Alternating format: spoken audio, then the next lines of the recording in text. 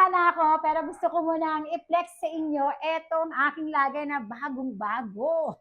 Lagay ng itlog, ang ganda. May ibang kulay nito, pero white yung kinuha ko kasi na, oh, ang linis niya tingnan. Tingnan nyo, ang ganda, no? Alam niyo ba, napakatagal na nito sa aking basket. Tapos ang daming seller doon sa aking basket. Oy, ugaliin niyo magbasa ng mga reviews ng mga nakabili. Kasi doon sa ibang seller na nasa basket ko, ang papangit na mga reviews. Eto yun na naigsakan talagang inisa-isa ko yung mga reviews niya.